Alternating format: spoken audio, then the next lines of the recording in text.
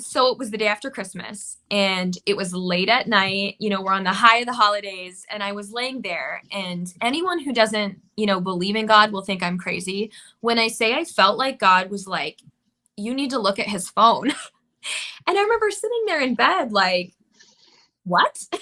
That's not me. I've never been like that. I'm not the one to go like digging. And I was like, that's really odd. And I kind of argued back in my head, back and forth in my head, like, no, I don't want to find anything. And I really felt like he was like, it is time. So I, kind of Wow. tapped him and I'm like, hey, can I look at your phone? Just very Yeah. bluntly. And he was like, Welcome, everybody, to Finding Freedom, a ministry of better equipment. I and Garrett are so excited to have a guest with us. Katelyn, thank you so much for joining us on this 3-part episode series. Man, to share your story and offer a lot of hope to people. I'm so grateful you're here. thank you so much for having me. I'm excited to be here. Yes. Oh, so Garrett, this was your initial connection. Do you mind sharing with our audience a little bit as to how you met Katelyn and how she got connected with us and encouraged us and was like something, it was a no-brainer to have her on here? Yeah, a few months ago, I don't even know when that was.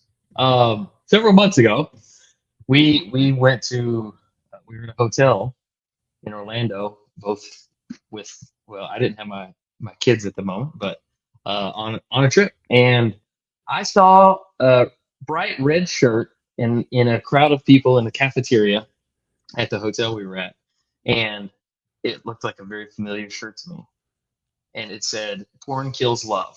I think right. It was that shirt, right? Yeah. So they have Yep. several, and I own that particular shirt, and I've seen so few of those shirts in my lifetime out publicly. I'm not sure I've ever actually seen one by anyone else. So I walked up to her. There was no way I couldn't, and said, "Hey, I like your shirt." And from there, we sparked some conversation about why she was wearing it, and I had the same shirt, and really realized we were kind of doing the same thing on the same mission, have very similar stories, and I gave her my phone number and said, "Hey, let's connect." So a few months later, as life calmed down a little bit, here we are.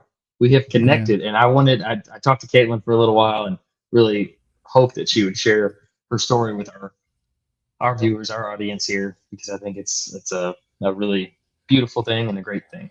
Yeah, I mean, it's clearly a divine appointment, and I'm excited for people to be blessed further. I know that Katelyn hasn't waited on us in any way to help minister to people with her story, but today we're going to be diving into episode 1 and talking about Katelyn's story and really focusing kind of on this betrayal, the feeling and the experience of betrayal, and really inviting us into that. And so it's hard, but it's important because that's where a lot of people might be at or experience. And then kind of we'll move on to episode 2 and kind of what's the fallout and what all played out from that and where did that go. And then episode 3, really hope you'll continue into that because there's so much hope and ministry and redemption that God has brought through the pain. And so she's going to help kind of break that down and kind of, in some sense, the tell-all of this. So, Katelyn, I'm going to put you kind of full screen here, or at least the main screen. Here we go. All right. Invite us as much as you can. Go back in time to that kind of even what led up, maybe even right before the storm, and then the storm hit. What happened, and just invite people into kind of bring them into your shoes as much as you can with kind of the pain and the betrayal and really that's kind of what all played out and catch off guard and stuff like that. What happened? Yeah, I was actually totally blindsided by my husband's porn addiction. It was like 2 weeks prior, actually. I remember just feeling like, oh my gosh, like I am so in love. Like he'd come home from work, I got butterflies, and I just felt so special. And I was telling my mom, like I said a couple weeks prior, I just feel like it's a little too good to be true. Like things are just going so well. So yeah, finding this out, it was like, oh, that makes sense. It was too good to be true. Not that good times can't be good, but there was something off. Like my intuition, I could sense that something wasn't right. And all of the women that I talk to, they have like that thing where they kind of know something's just a little off, but I couldn't pinpoint it. And I didn't really have any reason to think that something was going on. But it was the holidays. So it was like a year and a half ago. It was the day after Christmas, actually, was the day that I found out. They call it D-Day, like Discovery Day. I think like destruction, devastation day. Because hey, for real, stop. Listen, the algorithms will never push this channel, but you know it's needed. We are here, Finding Freedom, to help you or loved ones that you know with the struggle with pornography. So listen, we need you to click, we need you to subscribe, we need you to share, because you know this is such a big... I ruined it. Such a big deal. No, you didn't ruin it. Listen, you've got to help share this out now. They're not going to click, Cody. But they will. Share it out. They believe this is a problem too. They know it because they probably experienced the problem themselves. They've seen this stuff out there. And so you know that people need help, and we're just trying to put our ugly mugs out there and voices our stories and invite other people's stories in so that more people can know that there is freedom, there is hope, there is light in Christ. They won't talk about it. They won't. They will. If they watch, they will. They'll listen. You guys need to talk about this. This is a big deal. Listen, he's not as angry as he looks, okay? He's just passionate because we've both been hurt by the effects of porn, the damaging effects of porn, have we not? I'm scared. I'm not angry. I'm scared. I'm scared that nobody's going to talk about this. I wish somebody had talked to me when I was younger. Satan loves it when we keep silent, so we're not going to keep silent, are we? We're just going to, it's not even a manipulation, it's just saying, listen, we encourage you to like, subscribe, and share this out so that more people can be brought from darkness to light and equipped to help others in that journey too, right? Am I right? Yeah. They'll do it. Go like and subscribe now and share it out. it was like the day that life as I knew it ended. It was over in that moment. And I did not see it coming. So, basically, so you're at that point, you said you're caught off guard. So this kind of answers it, but you weren't even suspecting, what is this? You know, is it too good to be true? Is there something off? You weren't thinking like, it wasn't even like a suspicion of porn. What was that? Was that topic something historically kind of more like, yeah, I know it exists, but it's not something really on my radar. That would not, he wouldn't do that. Like, is it that type of mentality, or was it just kind of like, what was your mindset on that before D-Day? Yeah. So I guess if we're going way back, so my husband and I have been together since middle school. I do air quotes. Like, if you can even say we started dating in middle school, but that's when we started whatever. Back then it was like, we were under the impression that boys will be boys and all guys watch porn. And so like, I didn't like it, but like, I remember being in high school expressing that like, hey, I don't really like this, but I didn't feel like I had really a foot to stand on because all boys did it, or that's what we believed at the time. And it was before we got married that I was like, hey, I don't really want this carrying over into our marriage. And he was like, yeah, I totally understand.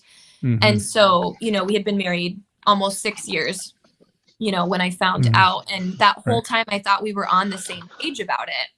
And every once in a while I'd bring it up. Like, he went on kind of long work trips and, you know, he'd get back and I'd be like, you know, you didn't watch porn or anything, right? And he would say, oh no, you know, give me the reassurance I needed. And I wanted to believe him and didn't really have any other reason not to. So that was pretty much the extent of it, you know? Yeah. So Yeah. what was D-Day? Bring us into D-Day. Well, I mean, I know it's painful and you're courageous and we're grateful. Oh, thank you. But as much as you can, bring us into D-Day. What was that like? Or even how did you find out? Yeah, I'm sitting here smiling, and I actually never thought that I would be able to tell this story without being just a mess. So the fact that I'm even talking about it like this is crazy. But so it was the day after Christmas, and it was late at night. You know, we're on the high of the holidays, and I was laying there, and anyone who doesn't, you know, believe in God will think I'm crazy when I say I felt like God was like, you need to look at his phone. And I remember sitting there in bed like, what?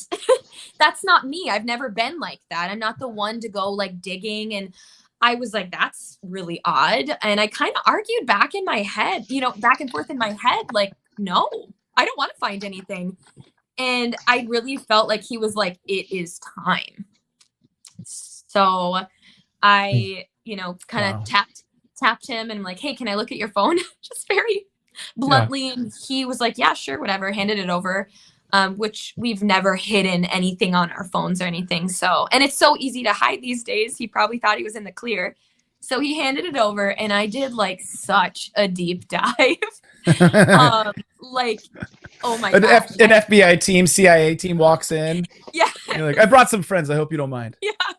Like, oh my gosh, digging. And I actually ended up finding some things on TikTok, which is really ironic because that's where my platform is, where I share my story. There's a reason for that though. But I ended up finding like, what people would refer to as thirst traps. And it was like, I just had this moment where like, at first it was denial, like not my husband, because up until this point, he like, I'm not even kidding when I say he like worshiped the ground I walked on. He made me feel beautiful. Like everything seemed fine. So I had this moment where I was like, wait. But then I kept scrolling and I could see, the videos, his watch history on TikTok. And it was of these, barely dressed women shaking their goods. I was so shocked. My body went into shock. My blood ran cold. I started to shake like uncontrollably. I had never experienced something like that in my life. Sure. And yeah, my whole body was trembling. I had like a cold sweat and it's like, I can't even really explain it. It's like something you have to experience, but like, it's like everything faded away from me. And I was just like stuck in this really scary headspace. Yeah. Yeah. And when people say your fight or flight kicks in, mine was fight. He confronted him, out of a dead sleep. Was he hiding in the basement or something at this point? No, not at that point. I was just sitting there trembling next to him in the bed with like seeing these things. And, so, a lot of people wouldn't probably consider that porn, but in my opinion, that's basically the same thing. And I knew if my husband was willing to watch that, he'd be willing to watch actual porn. It's like the same thing, So I framed it in a way that I was like, is there something you'd like to tell me? I wanted him to confess. I didn't want to have to say like, this is what I found. I wanted him to confess to actually watching porn because I didn't quite have that evidence at the time. So did he? So I think for a lot of us, we get partial truths after. We don't get the full truth in that moment because I think he was in shock just as much as I was that like, oh my gosh, this secret of his that he's been hiding for however long, like is finally coming to light. And that was probably scary for him too. Sure. So I got partial truths. He was like, when I was like, is there something you'd like to tell me? And he's like, did you like find something? And I'm like, what? Tell me. And he essentially said like, did you find porn? And the emotions. I actually scared myself a little bit with how intense my feelings were of shock and rage and confusion. I had so many questions. Right. Understandably, so not at all to question the legitimacy or the justification for those reactions. That's not what I'm doing, but in reflection, where do you think that came from? Like, and this is just as much to men listening who might be trying to understand potentially a wife's or a significant other, that in their relationship, their reaction. But for you as a woman, and not that you would represent every single person's exact reaction, but for you as a wife, as a woman, what was that like? Where was that coming from? Is it, we use the word betrayal in the, like in this, there was the shock. I mean, what else? Like what was just devastation? What was going on in the sense of that visceral reaction that you had?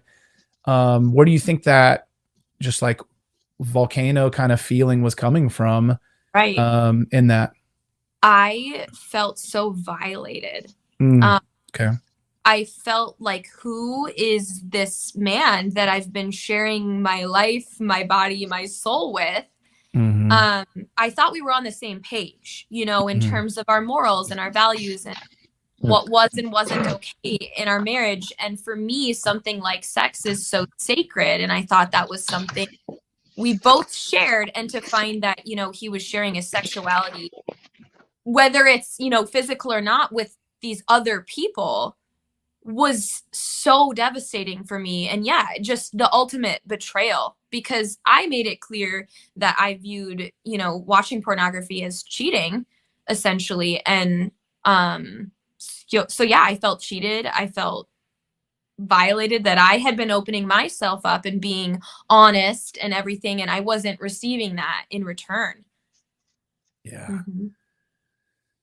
Man, yeah, that'd be so difficult. I know people that I've talked to, Garrett's talked to, and different stories. It's in what you've mentioned. It's the world you thought you lived in, like that D-Day, like you said earlier. It's suddenly like it feels like that was all a facade. Not necessarily that it truly was all a facade, right? But it's like you said, D-Day is like I can never go back. Like it's never gonna. I can't live in ignorance as bliss anymore. I can't even I can't trick myself of that. Yeah.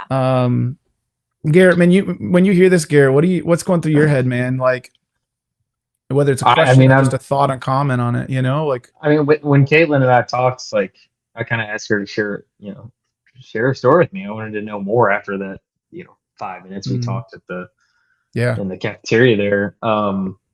And some of the thoughts that she had were the same thoughts that my wife had, that haunted me. How could I do this and make my wife feel like that? But I mean, starting out with my wife also was laying in bed and she never checked my phone. And she she had this feeling, check his phone. I need to check his phone.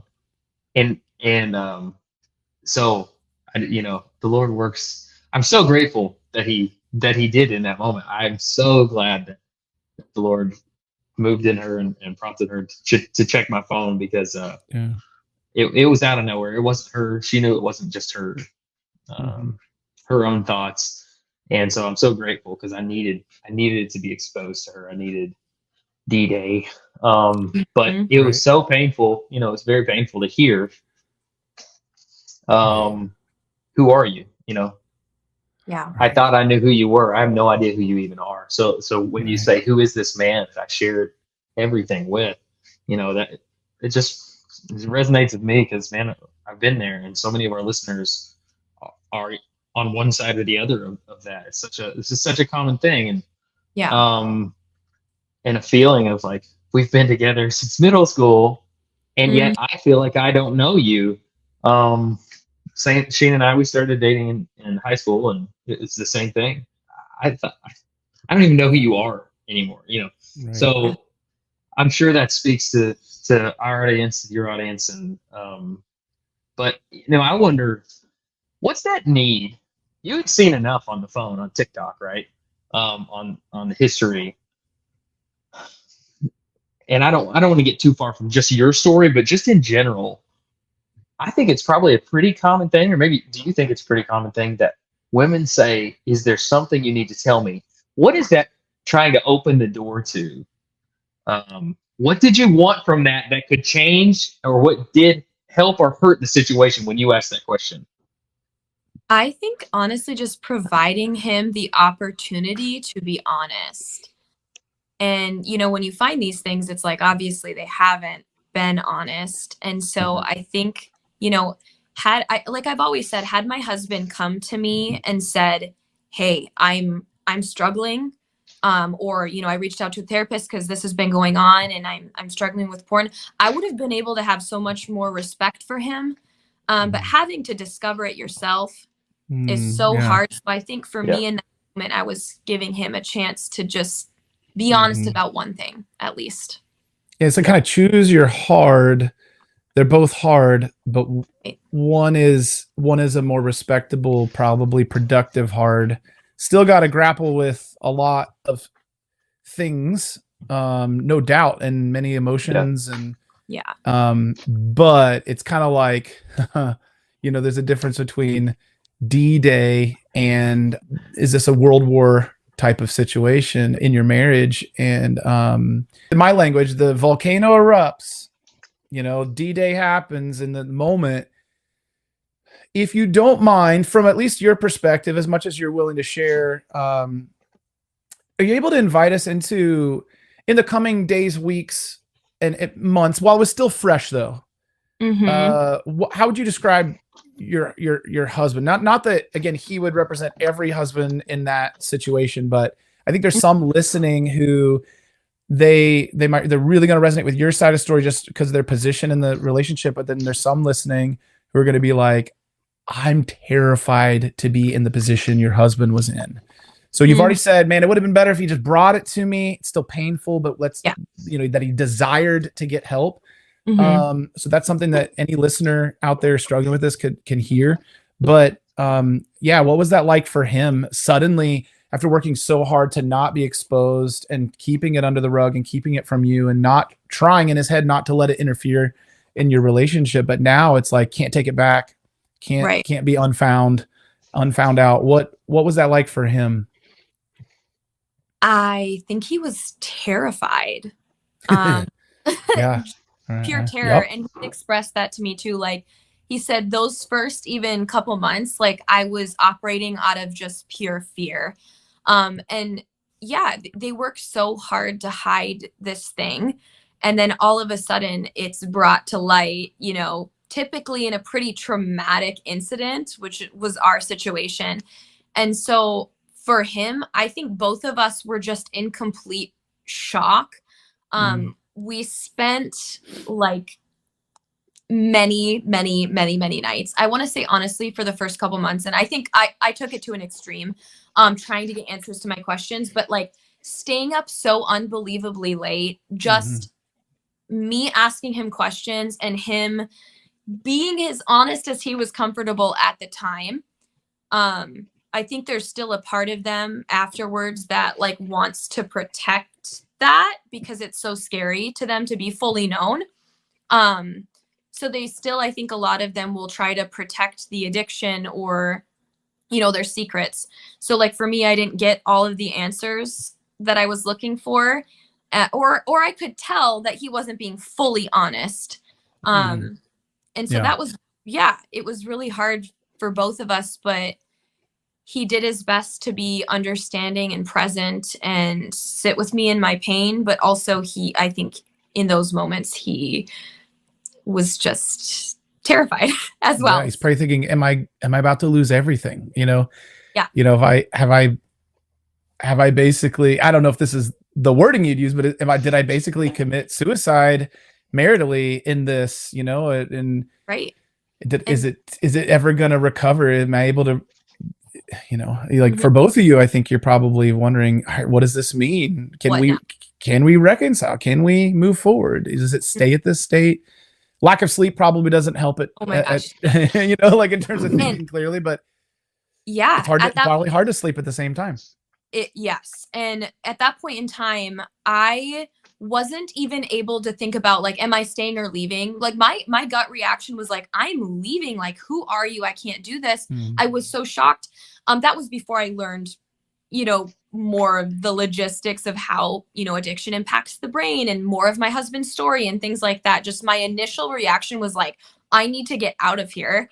But yeah, the more that we've learned and the more that we've talked about it, it's like, I don't take it as personally as I did in those following days.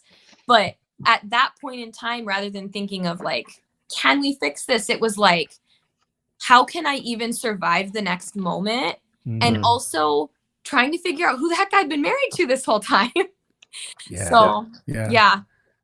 Man. Lots of questions in the following days, weeks, months. Yeah. Well, I hope for those of you listening that you appreciate just as much as I do and Garrett does Katelyn's honesty. I know we're gonna head in, soon into this next episode where we're gonna unpack that in terms of, okay, what played out next past D-Day. What did the coming months? It's been a year and a half or so since D-Day, and what was the journey that followed? What was the fallout, and how did it ever possibly lead to any place of healing and redemption? And so I'm excited to continue on that. And listen, I hope that because people need this type of honest conversation that leads to a place of hope in Christ, that leads to a place of healing. We need stories of hope that are real, including the honest messiness of it.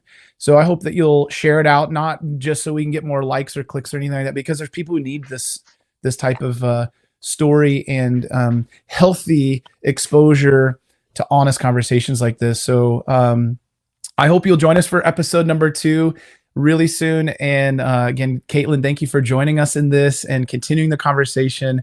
I think it's really going to continue to be a blessing. So any closing thoughts on this episode, Garrett or Katelyn? I think most do it. I was just like, there's hope. There's hope. Yes. Yeah. Hang tight. Hang tight. There's this isn't the fun. I don't want to say none of them are fun, but this isn't a hopeful episode, right? This is. But I do want to say to those people listening, I think this is something I've heard in talking with many other men, women, or couples, that there's a huge how this is discovered, disclosed, confessed, plays a major role in what the next steps, recovery or possible recovery, even look like. And I love that, she still remembers asking, is there something you need to tell me? Because men, if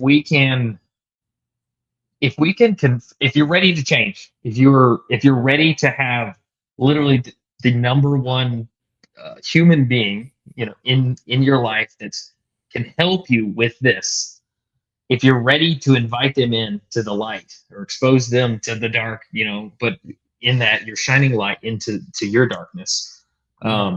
Confession is such a key, because you do say, as Katelyn mentioned, there's a certain level of respect that comes with it when it's discovered or found out without confession.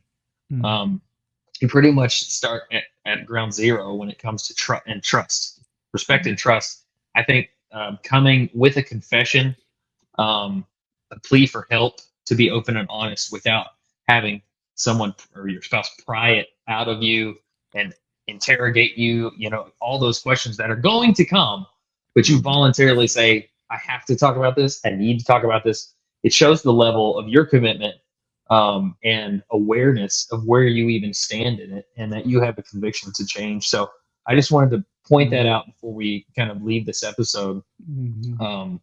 Men, if you're men or women, if you need to confess, there's and you're ready to heal your marriage, there's confession is key, and how that happens. Don't make somebody discover that on you. Absolutely. Yeah. Do you Go ahead, Katelyn. add something? Yeah, please. I do want to add that, you said, when you're ready. I don't think that anyone will ever feel fully ready to possibly blow up their lives. But Today's the day. I wholeheartedly believe that the truth always comes to light in one way or another. And I being able to invite, like you said, invite your partner in and give them that option to be a part of healing, restoration, that it can be beautiful. It really can. Yep. Yeah. Jesus says that everything that is hidden will be exposed. And there's a way that we can take what could have been hidden and expose it proactively And again, it doesn't mean that there's not things to work through, but there's nothing then to expose if it's been exposed. And I believe it's much better to expose it in these healthy types of ways than to wait for either a situation like this with your spouse, or even, the Lord knows our heart. So, men or women out there, any of us, like, and I love how you made that distinction, whether people call it porn or not, these things are beyond a hint of sexual immorality. It is pure and full on sexual immorality. And the Lord knows our hearts. And are we ready to hand over, literally and metaphorically, are we ready to hand over our devices for a full search, in the sense of, are we living above reproach? Are we living a life in the light and in the truth and in honesty and authenticity? And there's a lot of people who aren't, statistically, and Satan loves that, and he wants to keep you terrified, oppressed, and digging that hole deeper. And Jesus is reaching out his hand, saying, "My grace is sufficient, but you gotta grab my hand, and it might seem tough, but I'm with you." And I think, again, that humility is going to go a long way of confession that you both are talking about. The humility of confession on your own terms, meaning from your own initiation. It's going to go a long way. It doesn't mean it's not going to be hard, but Right. there is a better way. Thanks for clarifying that, because when I say that could be taken the wrong way, when I say when you're ready, I've met we all know so many people who are in it and they don't want to change. Right. They've not even thought about it. Mm-hmm. And so I think when I say when you're ready, like, I think there were many times I felt like I should. Like, the truth is like, this has to come out. You got to get this out. You need to tell her. You need to confess. You've got, like, that's what you should do, whether it was her or a roommate or, somebody. I just need to tell somebody. I need to tell my preacher, my pastor, somebody at church, my friend, whatever. And it's like, no, don't. And you know what you need to do, and you don't. And so I think by when you're ready, I really think just any feelings of conviction and what is the right thing to do, follow that. Like, and confession is the right way to go about it. So, looking forward to the next episode. Me too. Yeah. Hope you'll join us on episode 2 of this, and we'll see you soon.